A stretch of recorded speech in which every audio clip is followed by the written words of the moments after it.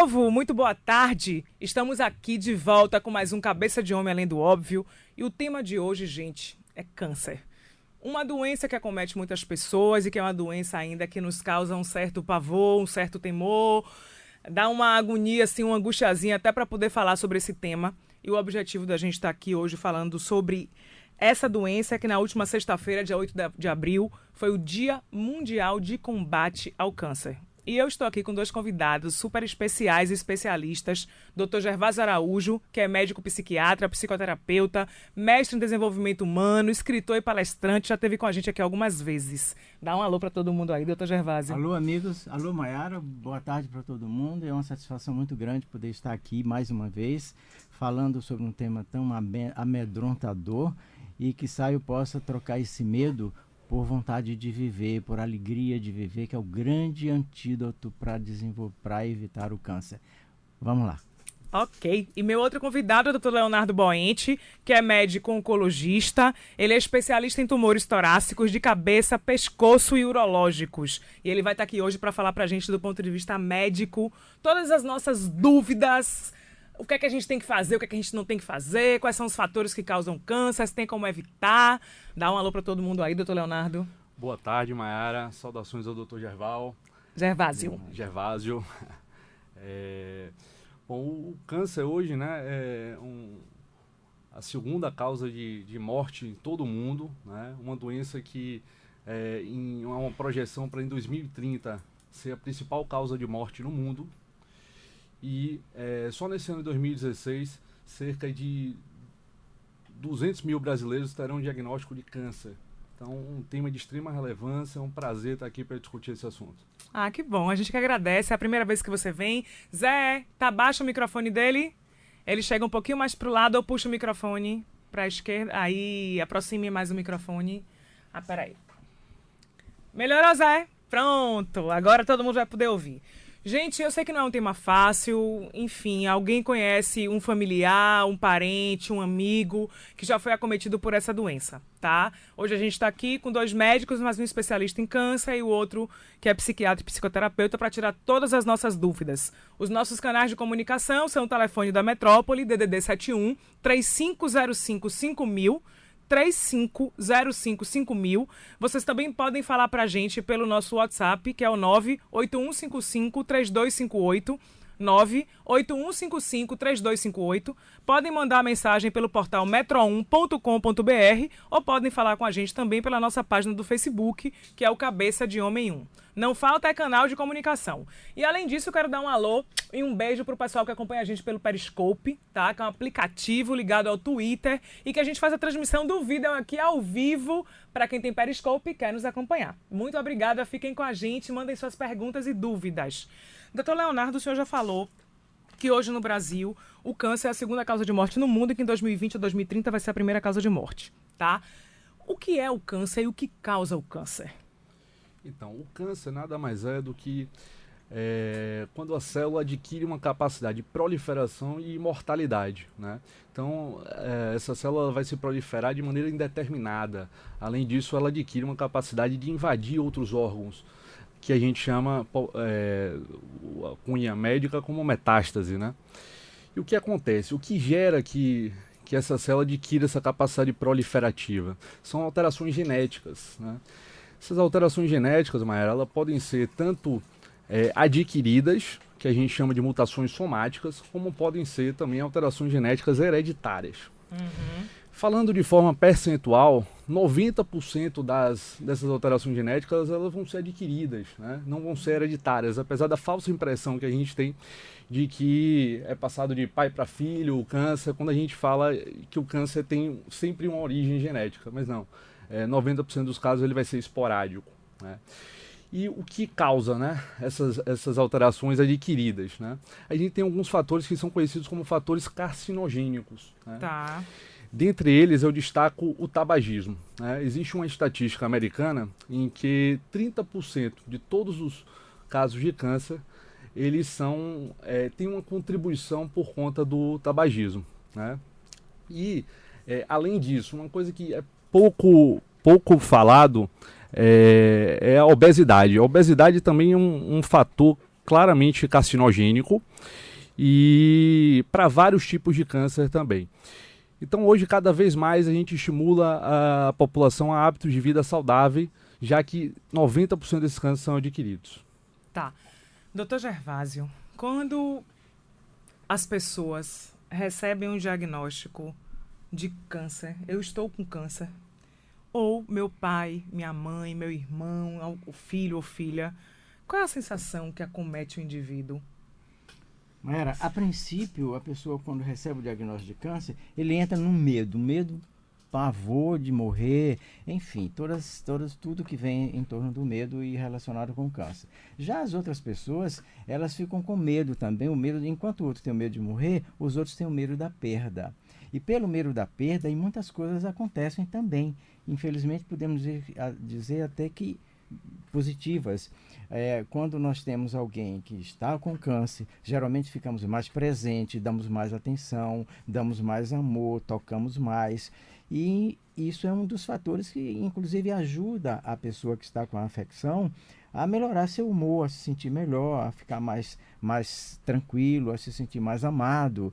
E com isso vai ajudar, inclusive, no tratamento. Eu acredito que o doutor Leonardo deve ter observado que aqueles clientes que a família está toda junta, mas não chorando, não gritando, mas com um nível de humor muito mais aberto, amando mais, dando mais presença, o prognóstico desses pacientes geralmente melhoram, né? Então, o medo, Mayara, de ter o câncer é um dos fatores que tem um peso muito grande. Podemos entender isso, inclusive, pela lei da atração. A lei da atração hoje já é conhecida por demais. E quando no passado, sei lá, a ciência não dava atenção, não qualificava as informações desse nível, hoje nós já temos a física quântica afirmando que o medo gera uma frequência, uma frequência cerebral, e que a gente só pensa no câncer, só pensa naquilo. Então, pela lei da atração, já está sabido também que os pensamentos se materializam. Você vê, esse aparelho aqui, que é um celular que está na minha mão, um dia ele foi um pensamento, hoje ele é um aparelho. Você pensa numa pessoa, daqui a pouco essa pessoa liga para você. Nada disso é coincidência, isso é uma frequência mental, é um pensamento que se propaga a 300 mil quilômetros e realmente atinge. Você lembra de mim, daqui a pouco eu ligo para você. Você diz, estava lembrando de você há pouco instante. Então, isso é a lei da atração que se propaga. E então, acontece bastante comigo. O medo de ter o câncer faz você ficar pensando o tempo inteiro em câncer. E esse pensamento já está comprovado cientificamente que ele se materializa. Então, ao invés de medo de ter o câncer, mudar o padrão de vida, viver mais alegre, mais amoroso, viver mais natural, evitar o estresse, cuidar melhor da sua alimentação, evitar o tabagismo, como o colega falou, evitar a obesidade. Então é muito mais fácil a gente cuidar da saúde, fazer uma prevenção primária do que estar esperando ter o câncer, que infelizmente por essa lei da atração a probabilidade aumenta muito, com muita frequência. Doutor Leonardo, dentro do que o senhor falou, que apenas 10% dos casos são de hereditariedade e os outros 90% dos casos são de fatores adquiridos, tá? E que 30% vem do fumo, segundo a pesquisa dos Estados Unidos. Além do fumo, quais são os outros hábitos de vida não saudáveis que podem ajudar ou contribuir para que a pessoa tenha a doença? Um deles eu já falei, que é a obesidade. Né? Tá. O sedentarismo também é um fator importante. A gente sabe que a atividade física ela tem uma ação que libera diversas substâncias antioxidantes, também é um fator de proteção ao câncer importante.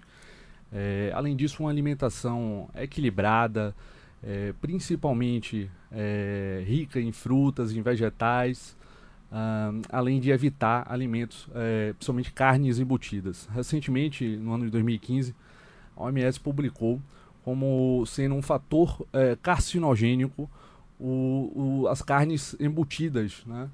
E tanto quanto o tabagismo, né? E isso é importante, portanto, que a população saiba. Outra coisa, né? A gente vive num país tropical, né? Com alta exposição solar, então evitar a exposição solar excessiva, principalmente no horário aí de 10 horas da manhã até 16 horas. Caso tenha essa exposição, procurar adequar as roupas e protetores solar, chapéu, enfim. Evitar essa exposição excessiva. Acho que esses seriam os principais fatores ambientais ao qual a população está exposta. Peraí que a gente vai voltar nisso rapidinho. Eu tô com o Marcos André da Federação na linha 2. Olá, Marcos, boa tarde. Olá, boa tarde. Tudo bem? Tudo bem. Diga. Porque eu tô ouvindo o programa e vi o médico falando que a questão do câncer da próstata, né, tem relação com o tabagismo. Né? Eu não sou fumante, eu não fumo cigarro, não fumo cigarro branco, no caso. Mas eu queria saber se o uso da maconha, isso também vem acarretar esse problema? Marcos? Marcos. Boa tarde, Marcos. Então, a maconha, recentemente também foi demonstrado como... A questão toda é a fumaça, né, que vem, tem uma série de substâncias que são carcinogênicas e a maconha também.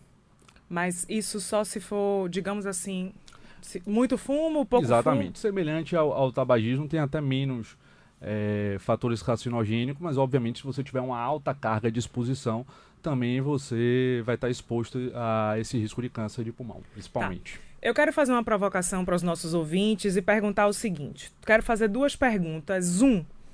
Para quem teve o câncer, qual foi a parte...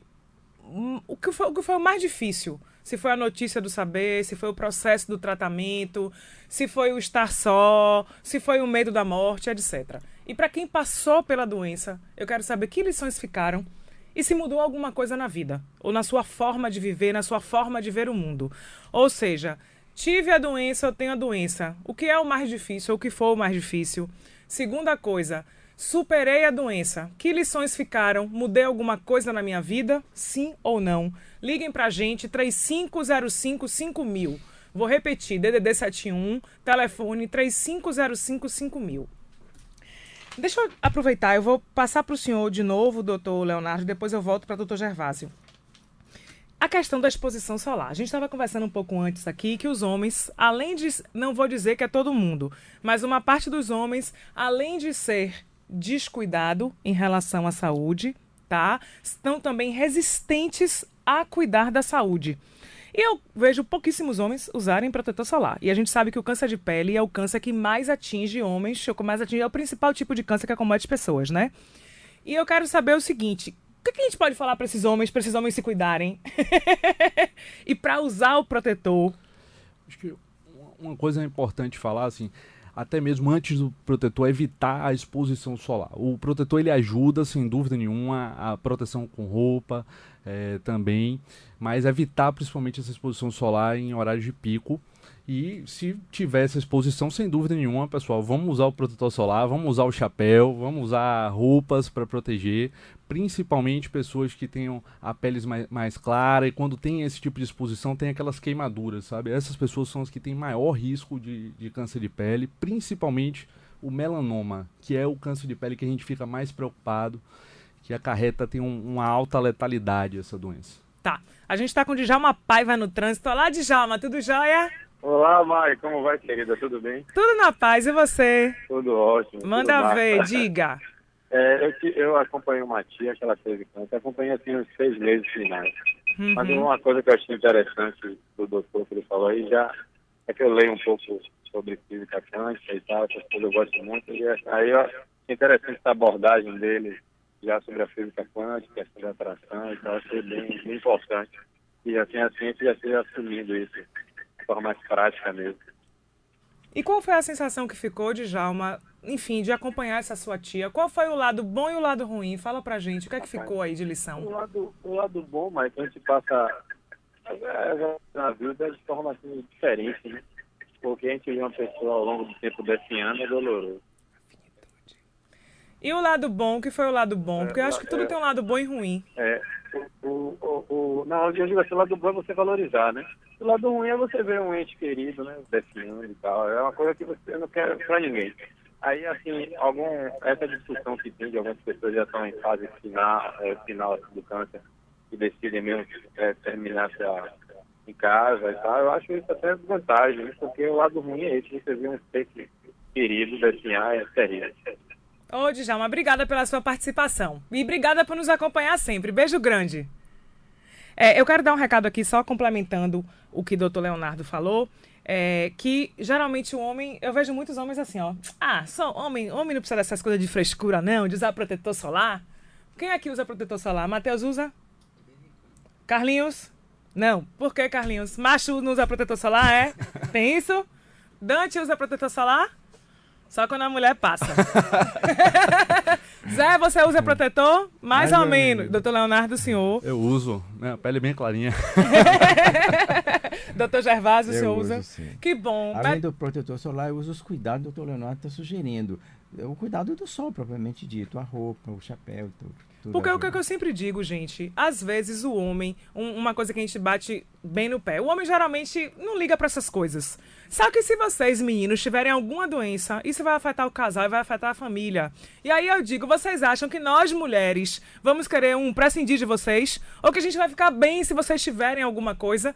Então, quando o homem fica doente, o problema não é só do homem, isso não afeta só o homem, isso afeta o casal e a família.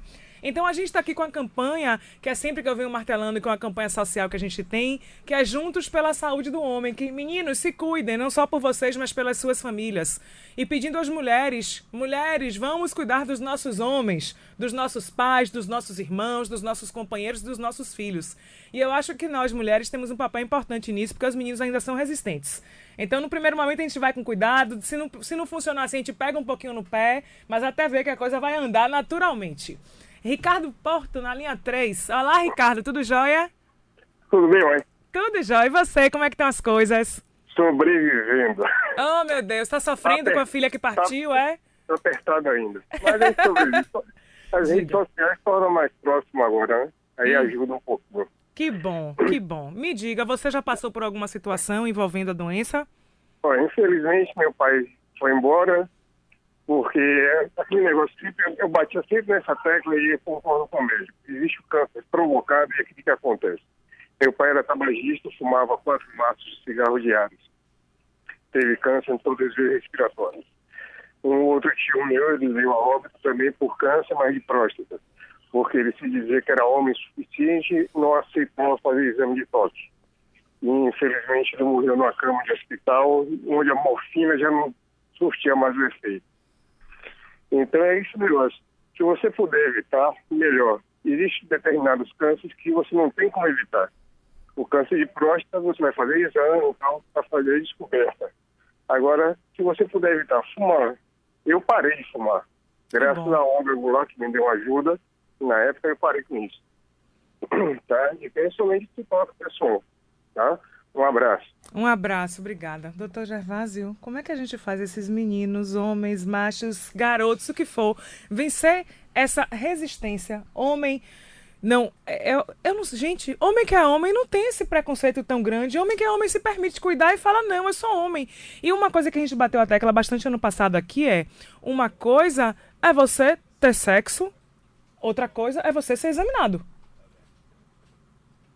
Isso. Essa pergunta é super importante, é o dia a dia do consultório. E nós estamos presos a um processo de ordem cultural, inclusive, né?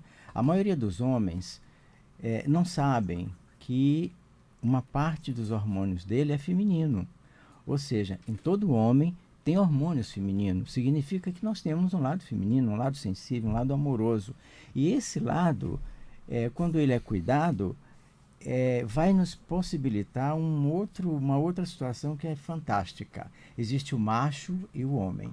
Os machos, infelizmente, não atingem esse nível de consciência para poder se cuidar do seu lado feminino. E de serem homens plenos, assumindo o masculino e o feminino. Então, quando eles baixam o machismo, o macho mesmo, e pode desenvolver o homem, que significa estar acoplado com o seu lado masculino e o seu lado feminino, ele é um homem completo, ele é um homem normal, que ele funciona muito bem, não importa se usa o protetor solar, se usa outros recursos, não importa. Importa a essência dele. Então, na essência do homem, tem um lado feminino, que esse homem se cuida, e esse homem gosta de se cuidar, e ele se sente muito bem quando está cuidado. Isso é muito importante. Acredito que, como é cultural, cabe ao pai, cabe à mãe, trabalhar com essas crianças, porque será o homem amanhã.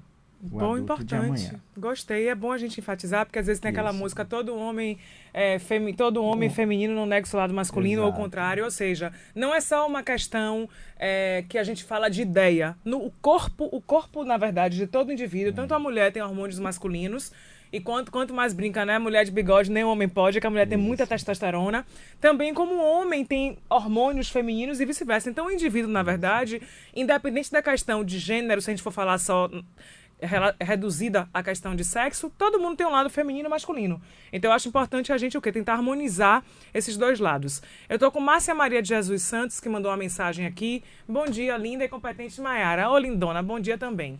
Eu amo a Metrópole, sou daquelas ouvintes ligadas que não perco nada. Gostaria de saber dos médicos presentes se inflamação bastante alterada da próstata pode vir a se tornar câncer, pois meu pai tem 77 anos, foi diagnosticado com problema na próstata, mas ainda não é câncer. Tem indicação cirúrgica, não pode operar, pois é cardíaco. Ele está bem, usa sonda para urinar, tem uma hérnia que está super grande e é um fumante. Gostaria de saber se tomate previne mesma doença, a questão da alimentação. Muita informação, Márcia, mas vamos lá. Vamos conversar pela inflamação, né, na próstata, tem que conversar com o médico, né, que o acompanha, para ver a questão se é uma prostatite, que é a inflamação da próstata, ou uma hiperplasia prostática benigna, né, que nessa faixa etária é muito comum, e são alguns dos diagnósticos diferenciais dentro do câncer de próstata, porque também podem aumentar o PSA. Então, realmente tem que investigar, né, eventualmente, se for necessário, realizar uma biópsia, mas discutindo com o médico que o acompanha. Além disso, ela disse que... Então, porque no programa do ano passado que a gente fez aqui, os estudos hoje apontam que se o homem viver 100 anos, todo homem vai ter próstata, câncer de próstata, né? Ou seja, é uma coisa natural do indivíduo. Agora a gente tem que realmente acompanhar para ver o nível ou o avançar da doença, se é uma coisa controlada, se é uma coisa benigna, se é maligna e como cuidar. Os outros fatores que ela falou aqui, que ele, por enquanto, não tem indicação cirúrgica, mas não pode operar porque é cardíaco e usa sonda para urinar, isso não interfere muito no avanço da próstata, do câncer de próstata.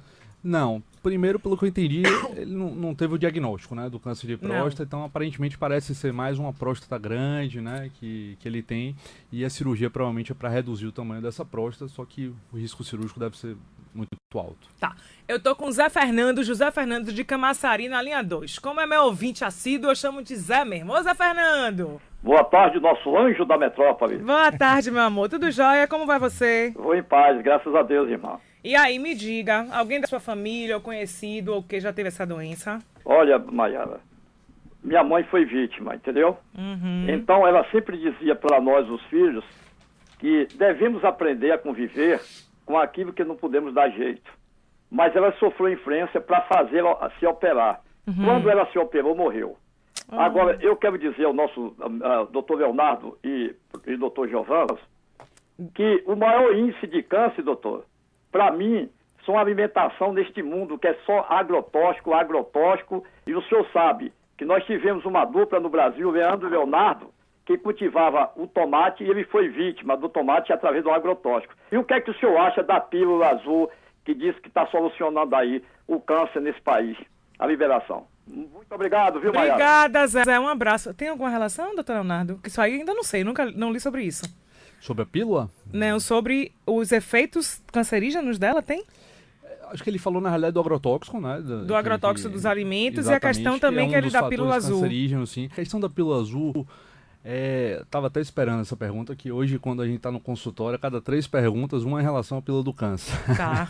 A pílula do câncer, já falam assim, é? É, a pílula do câncer. Nossa, ok. O que acontece? Essa substância se chama fosfoetanolamina, foi coberta por um químico da Universidade de São Paulo de São Carlos, e ele, em estudos in vitro, foi visto que ela talvez tenha uma ação antiproliferativa, anticancerígena. Talvez. E isso acabou chegando à população antes do tempo. Muitos utilizaram essa substância de forma inadvertida, e hoje existem estudos clínicos que estão em andamento para avaliar a eficácia e segurança dessa substância no câncer. Então, na realidade, a gente está falando de uma substância que a gente ainda não sabe se é efetiva. Ah, pronto.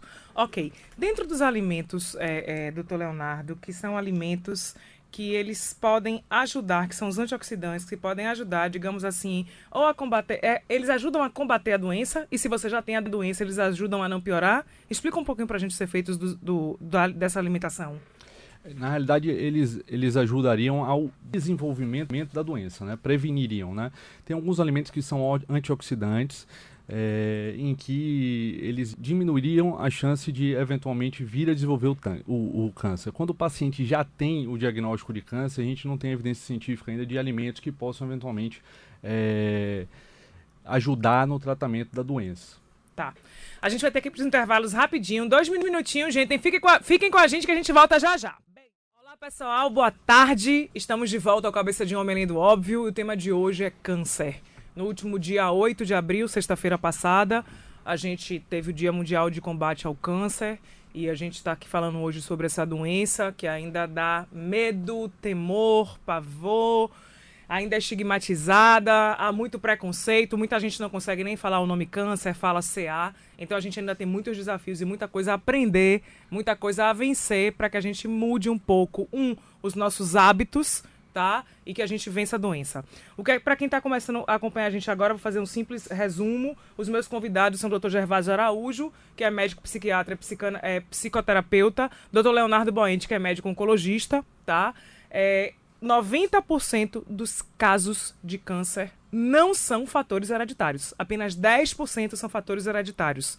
Os outros 90% são fatores externos. Uma coisa que eu vejo sempre associada a tudo que é doença, gente, a hábitos de vida mesmo, é que hábitos de vida saudáveis que cada um de nós pode ter, como ter uma atividade física, como andar meia hora por dia, como ter uma alimentação mais saudável, ingerindo frutas, verduras, bastante água e líquido, legumes, etc. E evitando alimentos gordurosos, no caso de câncer, alimentos embutidos, né?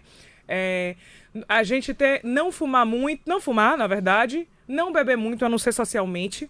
Ou seja, esses hábitos naturais que servem para qualquer coisa na vida da gente, servem para ajudar a prevenir o câncer. Dr. Leonardo colocou aqui que os Estados Unidos fez uma pesquisa de que dentro desses 90% de causas que não são hereditárias, 30% vem do fumo. E eu estou vendo, assim, antigamente as doenças cardiovasculares eram as doenças que mais matavam no mundo. Hoje, as doenças que mais matam no mundo são doenças pneumorrespiratórias. Já passou, tem 2 anos, na verdade, que essas doenças passaram as doenças cardiovasculares. E detalhe, quase tudo proveniente do fumo. Os Estados Unidos, essa pesquisa, ela, enfim, vem realmente reforçar esse hábito do homem hoje de fumar. Eu quero ler uns depoimentos aqui e vou passar para o Dr. Gervásio comentar. Cássia Andrade, 31 anos. Meu pai faleceu há 11 anos por causa de um câncer no estômago. Foi um momento de muito sofrimento para toda a família. Da descoberta até o falecimento foram apenas 6 meses. Foi uma verdadeira luta. Todos os parentes e familiares se envolveram. Segundo o médico, o diagnóstico foi feito em fase inicial, mas infelizmente é uma doença agressiva e traiçoeira. A cirurgia foi realizada, porém sem sucesso. Ele tinha 48 anos, ou seja, muito novo. Mas ela colocou que ele tinha tanta força de vontade que a família toda se uniu. Ele saía todo cheio de disposição para fazer a quimioterapia, mas na volta voltava com tanta dor, mas que todo mundo apoiou sempre. Então que isso foi muito importante para que ele não se deixasse abater e para unir toda a família. Comenta aí pra gente, doutor Gervásio, num caso de agravamento da doença, ou num caso em que o paciente realmente tem um estágio mais avançado, que muitas vezes o paciente ele vai para uma cirurgia e ele abre e fecha sem operar porque não se consegue mais. O que é que a gente pode dizer para essas famílias? O que fazer? Nós somos movidos por emoções.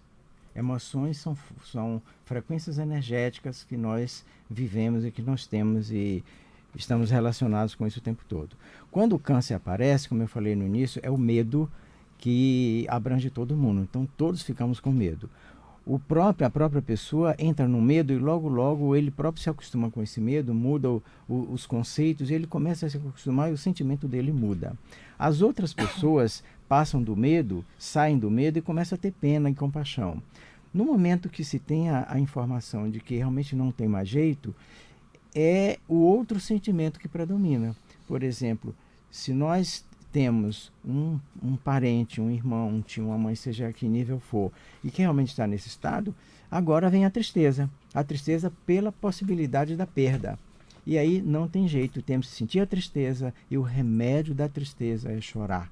Eu fico muito preocupado com as pessoas quando estão com parentes com estado avançado e até realmente morrendo, que começam a pedir tranquilizantes, remédios para não chorar. Esse é o maior prejuízo que tem, porque esse choro fica guardado e vai se transformar, inclusive, na possibilidade de um câncer depois. Ou de uma outra doença somatizando, Ou de uma outra doença somatizando. Então, no momento do medo é medo, no momento da tristeza é tristeza, é chorar, e assim a vida vai se processando.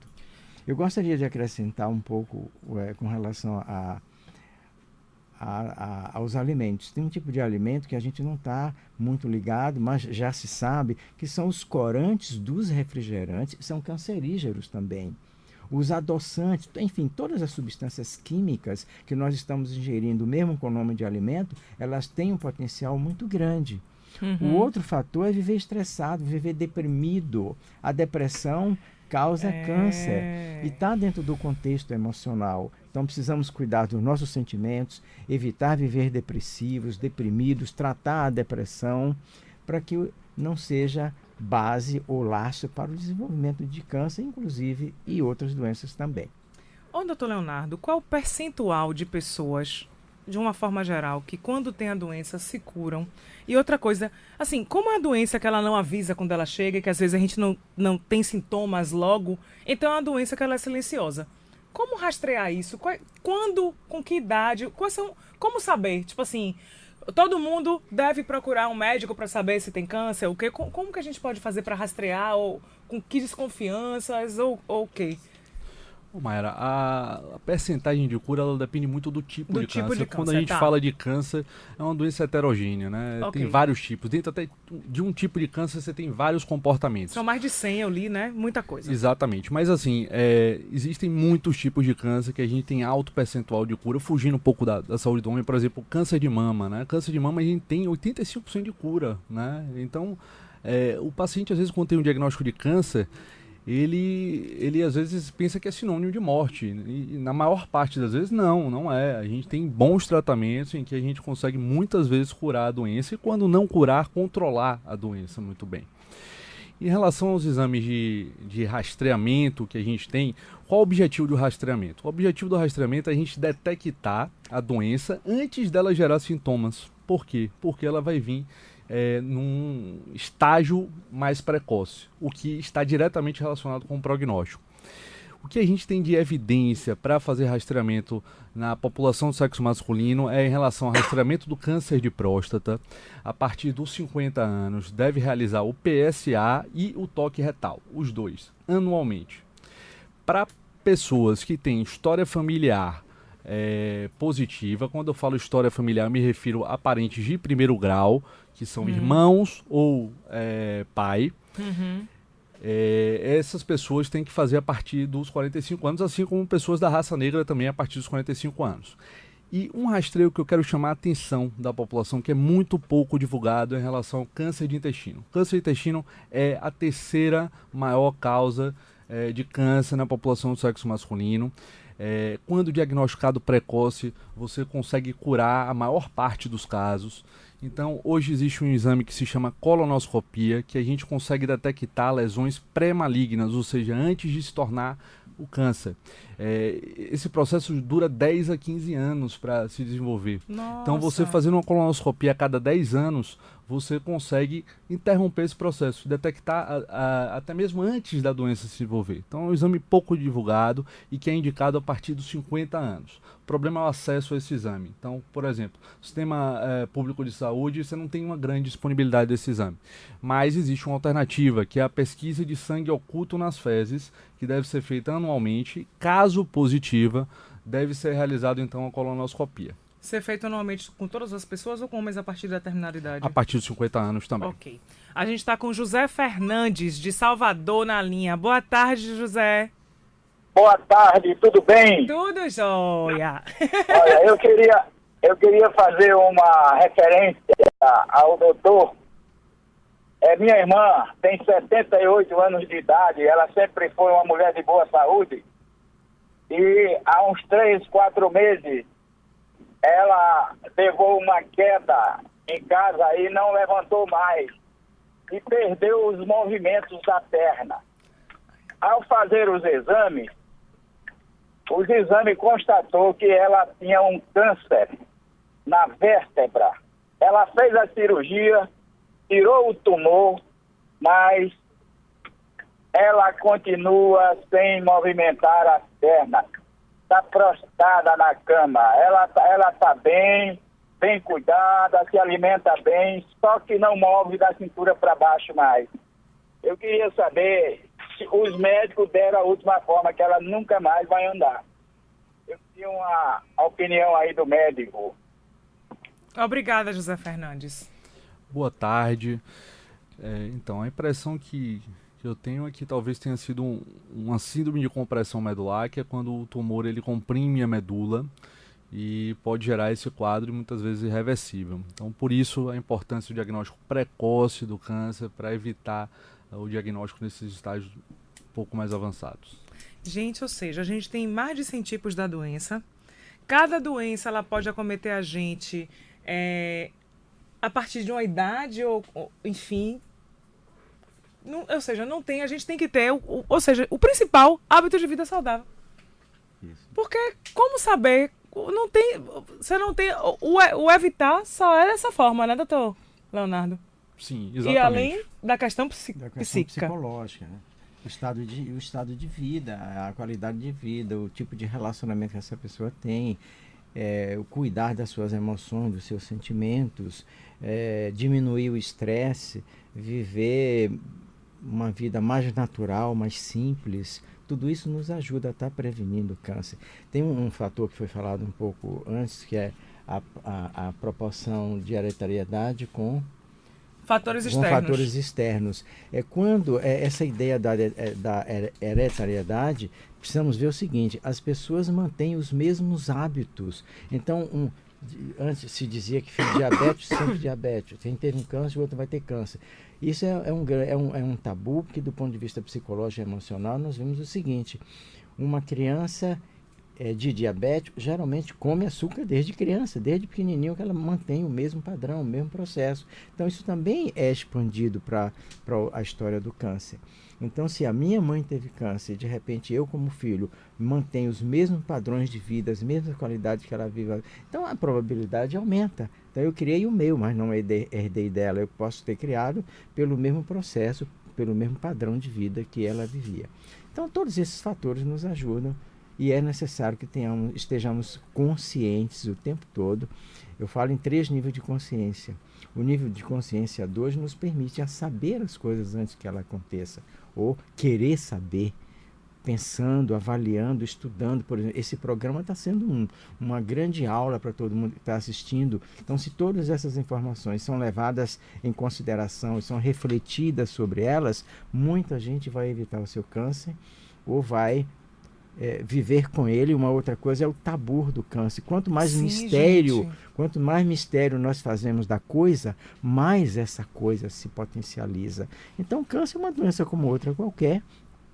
E o que precisa estejamos, ao invés de ter medo de câncer, estarmos fazendo prevenção primária, fazendo todas essas coisas que nós estamos falando e tantas outras estão aí. A literatura é vasta, para vivermos uma vida melhor, com mais equilíbrio, com mais cuidado, e aí estamos fazendo prevenção primária. A gente pegou alguns relatos aqui de famílias que lidaram com a doença. Maria Aparecida falou, né? O câncer não vem só afetando o diagnosticado, mas sim a família e amigos, que tentam ajudar de toda a forma possível. Ela disse que lidar com a doença da mãe foi muito complicado, pois foi um processo rápido e devastador. Pois, como se tratava da mãe, o abalo psicológico era grande e não era o mesmo de quando ela tentava ajudar os amigos que também tiveram parentes acometidos pela doença. Vitor Mateus falou que quando recebeu a notícia que estava diagnosticada com câncer de mama, que ele ficou surpreso, mas que ele se permaneceu calmo porque, apesar da gravidade, ela estava com um bom acompanhamento médico, os afetos estavam amenizando a doença, mas que o problema maior para ele era ver um ente próximo fazendo sessões de quimioterapia e o cabelo caindo. Mas como ele tá mais tranquilo porque ele conhece a tia e sabe que ela sempre vai ter o apoio da família e que também vai seguir corretamente o tratamento. Sabrina Cardoso disse que para ela foi algo complicado, mas que ela se sentia tranquila pela confiança em Deus e sabia que ia ficar curada se fizesse os procedimentos corretos e seguisse as orientações médicas. No início foi complicado, Porque a mãe trabalhava no Instituto de Crianças com Câncer e ela já estava ciente do que a doença proporciona para as pessoas. Ou seja, ela está passando por isso, mas o câncer dela não foi devastador. Ela descobriu no início, deu tempo de realizar o tratamento. Hoje ela está curada e sem sequelas.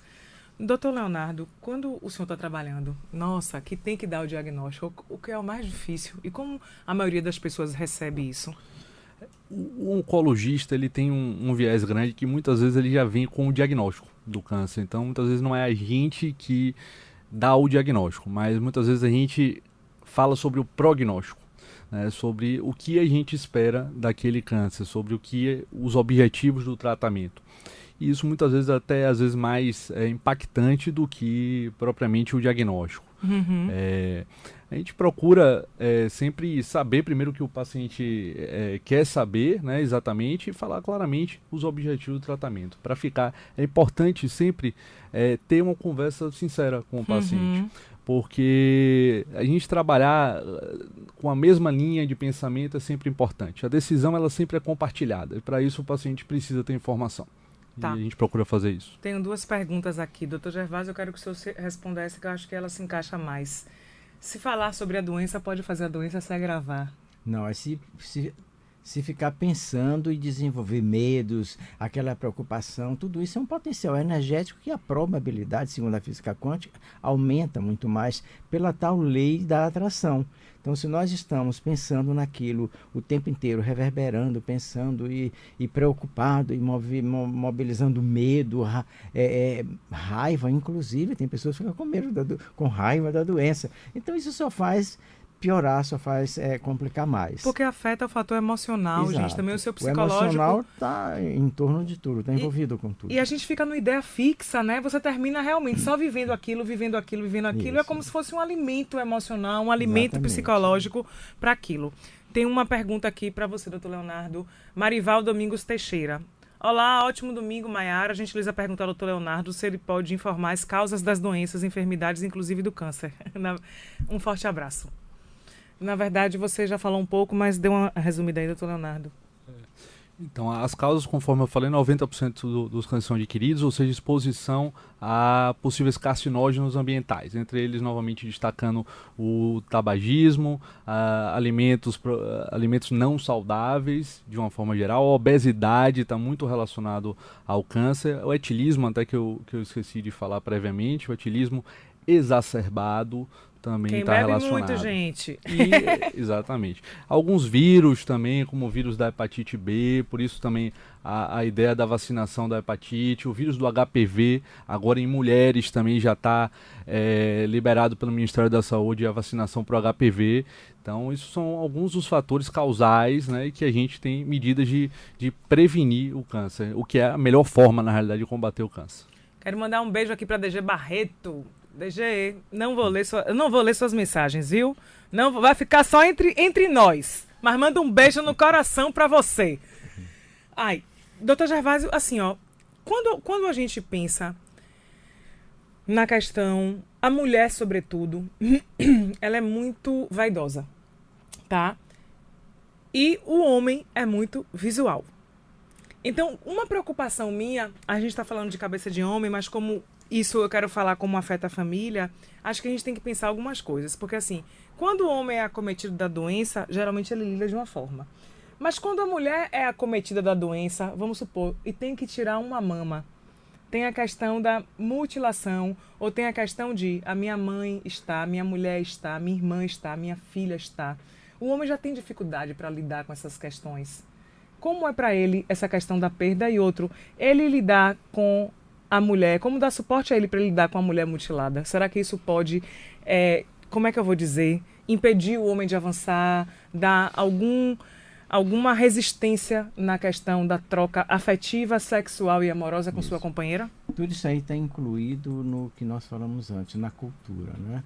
Para o homem, ele imagina que a mulher só está completa se ela estiver com com as suas 2 mamas. Quando perde uma, então houve um prejuízo. Na realidade, isso é a cultura, isso é o nível emocional dele. O que deve acontecer é exatamente o contrário. Se a mulher perder uma mama, o homem deve se conscientizar disso e ver que a mulher não foi com a mama que foi perdida. O ser humano, a mulher, a mãe, a namorada, ficou inteira do ponto de vista emocional. Ela só perdeu uma parte, mas não significa que esse homem tenha que sentir que houve um prejuízo disso. Então ele precisa evoluir emocionalmente, evoluir psicologicamente, desenvolver um nível de espiritualidade mais elevado para perceber que um ser humano não se modifica pela perda de um membro, pela perda de uma parte, por nenhuma dessas coisas. Então está relacionado com o nível de afetividade que essa pessoa tem, que esse homem tem, como ele foi criado, como é que ele se desenvolve, que nível de afetividade ele tem com essa mulher, e aí isso é que vai dar a resposta da atitude dele depois. Eu me lembro que uma vez eu vi um filme, eu não lembro o nome, já tem muito tempo, e de uma mulher que ela tinha tido câncer de mama, que ela sofreu pela retirada de uma mama, e depois de um tempo só mostrou assim, que ela tinha se envolvido num caso extraconjugal, etc., os filhos condenando ela, mas depois se mostrou internamente que uma coisa era a relação do casal na frente dos filhos e outra coisa era a relação do casal dentro do quarto. Ele não procurava mais ela porque ele não conseguia olhar para ela. Então que ela se sentia, ela tipo assim, rejeitada, ele não tocava mais nela, ele não sentia mais desejo. E o quanto isso, ou seja, impacta no homem e na mulher. E isso fez com que depois de alguns anos ela fosse, tipo assim, buscar uma afetividade fora. Mas as causas são tão complexas, é tanta coisa, que um programa de 1 hora a gente pode pontuar questões mais importantes, mas que não dá para dar conta de tudo. Aqui é o início que a gente abre uma porta ou algumas janelas para poder discutir, e se for o caso a gente continua o papo nas redes sociais. Quantos minutos é? 3. Doutor Leonardo, algum recado final? Alguma coisa importante que a gente não falou? Como é que a gente pode fazer isso para encerrar? Eu queria chamar a atenção da população que dia 8 de abril foi o Dia Mundial de Combate ao Câncer, e a forma mais efetiva, custo-efetiva que a gente tem de combater o câncer é através das medidas de promoção à saúde que a gente falou aqui, medidas de prevenção, seguida também das medidas de rastreio. Então, através disso que a gente vai conseguir combater o câncer. Muitos avanços estão sendo feitos em relação ao tratamento, cada vez mais surgindo novas drogas, mas é importante a gente saber que através das medidas de promoção e prevenção à saúde que verdadeiramente a gente vai combater o câncer. Doutor Gervásio, que mensagem assim final, ou o que a gente ainda não falou que poderia falar, que o senhor gostaria de transmitir? Eu acho que de certa forma nós já falamos, é um reforço do ponto, enquanto o doutor Leonardo sinalizou tantos itens que nós podemos prevenir essa doença, do ponto de vista emocional, eu diria que faremos uma grande prevenção se cuidarmos das nossas emoções, dos nossos sentimentos. Evitar viver raivoso, enraivado, evitar viver depressivo, evitar viver com medos e trocar tudo isso por sentimentos positivos, tipo alegria, amor, afetividade, contentamento. Isso nos dá uma condição de estarmos fazendo prevenção com uma intensidade muito grande. Cuidar da alimentação, como já foi falado, e dos seus relacionamentos. O ser humano precisa estar muito bem relacionado com os outros seres humanos para que se sinta bem, e isso é um grande fator emocional que nos deixa com uma prevenção muito alta. Eu acredito muito no cuidado dos dois lados, que é o físico e o emocional também com o espiritual. Acredito que a gente tem que se cuidar realmente de forma integral, tá? Lógico que é importante a gente ter os cuidados físicos necessários, mas acho que os cuidados emocionais, espirituais e psíquicos estão importantes. Eu falei uma coisa mais cedo que eu vou repetir. O que eu vejo que assim, a forma de viver bem e prevenir qualquer doença é uma fórmula simples, que não custa muito dinheiro e que é acessível a todos. Hábitos de vida saudáveis. Fazer alguma atividade física regular, que pode ser andar 30 minutos na rua todos os dias. Ter uma alimentação com frutas, verduras, legumes, com alimentos mais saudáveis, menos fritura. Beber moderadamente, não fumar. Enfim, e isso por si só, e comer determinados alimentos, vamos supor, se você já tem um histórico familiar, que no caso de câncer é apenas 10% hereditário, você o quê? Fazer um cuidado de alimentos antioxidantes, que são alimentos que potencializam, digamos assim, ajuda no combate à doença, ou você está mais saudável e mais protegido com relação à doença. Acredito muito na questão da energia. Para mim tudo é energia, os pensamentos são energia e se materializam. Se você ficar com a ideia fixa de você ter câncer, eu acho que você pode atrair isso para sua vida. Então eu acho que independente do que acometa a gente se perguntar, por que que isso eu tô passando por isso? Que lição preciso aprender? O que é que eu preciso aprender com isso? Tá? E 2, repita pra você. Eu sou forte, saudável e perfeito. Eu sou forte, saudável e perfeito. Meu corpo é forte, saudável e perfeito. Faça a sua parte e se veja assim. E que eu acho também que a gente vai atrair. Pois é. Gente, muito obrigada a todos os meus ouvintes, muito obrigada aos convidados, obrigada à equipe, obrigada para quem nos acompanha. Quinta-feira, um resumo desse programa vai estar no Facebook. Sexta-feira, o programa na íntegra vai estar no nosso canal do YouTube, que é o Cabeça de Homem. Nosso áudio vai estar amanhã no nosso Facebook na íntegra à tarde, para quem quiser ouvir alguma parte ou quiser, enfim, quem não ouviu, quiser ouvir. E peço a vocês que ainda não curtiram a nossa página e que gostam do nosso programa, que vão lá no Cabeça de Homem e sugiram temas. Um beijo, fui, ótimo domingo.